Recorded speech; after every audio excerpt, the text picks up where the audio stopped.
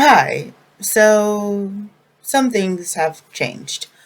Not much though. It's been a while since I've made a video, but I'm glad to be back. I feel like I say that every time, but this time I mean it. I'm really glad to be back. I want to talk to you today about how I spend my Saturdays. I get up, I have breakfast, I run any errands that I need to, but most of that is all predicated with a little bit of a stream. It's some downtime, a much needed way to kick off the weekend, and that stream is hosted by a delightful Englishman and his adorable magpie named Sophie, or at least that was the case. Sophie passed away earlier this month, and it's been hard. So I want to talk about an aspect of fandom that a lot of people are in, but probably don't talk about as much, and that is essentially when you're in a fandom surrounding a living creature or pet.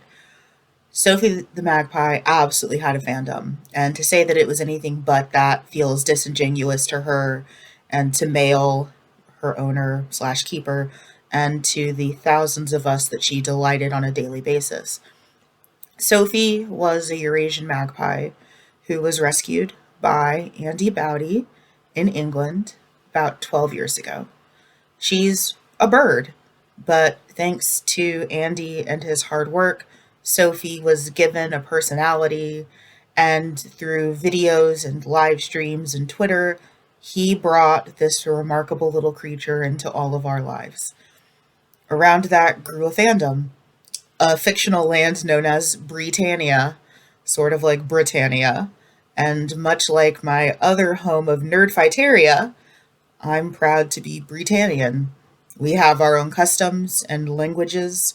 We worship the Y stick. Nestfest is a thing. Kiki is the most important activity that you can ever do. And when something it is bad, it gets a squirk. We have our own language. Technically, as a nation, we are larger than Sealand, though still smaller than Vatican City, but coming up real close on you, Vatican City. We have our customs, and we all convene together, church like, every Saturday for something that is called the Breecast, where we sit for an hour in the aviary with Mail and Sophie. And Sophie gets a treat of popcorn, and it is an hour of pure delightful serotonin. In between, then, we talk about cakes and what we're doing, and Mail is so genuinely interested in all that we do and is so proud of all of us that it feels almost like having a dad again.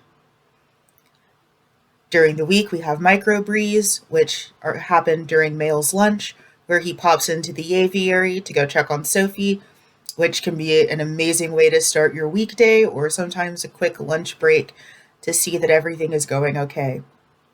But dedicated for at least an hour every single week, I got to sit in an English garden with a delightful magpie and a very funny man, and for 1 hour every single week, things were okay.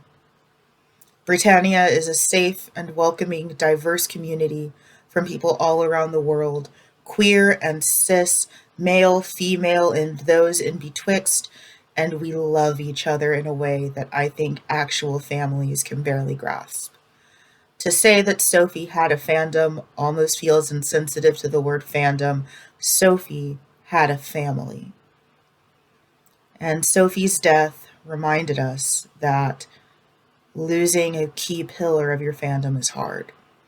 But what has amazed me to this day is how we all rallied together. We immediately did our best to support Mail, who has been there and supported us for all of these years. We made tributes, we made monuments, we created in the fact and in the face that we lost our leader. We pressed forward, we did our best to take whatever pressure we could off of mail. We offered up our own time, our own resources to help each other grieve. And if that isn't what fandom is all about, then I think you and I may have differing definitions of what a fandom is. I am proud to be Britannian, and I will continue to be proud to be Britannian. And even though I'm in this very, very funny, strange, parasocial relationship with an Englishman that I've never met, I am proud to have known Sophie. If you follow any of my other things, you know how much she has permeated every part of my existence. You know that I use memes of her to respond to thirsty men on Tinder. You know that I use Squirk on a regular basis. You know that I set my watch by the fact that come 8 a.m., I know that I get to see an hour of a delightful bird and her delightful owner. Sophie may be gone, but Sophie's legacy of bringing people together, fighting stigma against corvids, and protecting those that care about you continues on. And that to me is what's the most important aspect of fandom. Thank you all for listening. I'm glad that I got to make this video and get out some of my thoughts. I do promise that there will be more videos soon. I'm working on it. See you guys in the next one.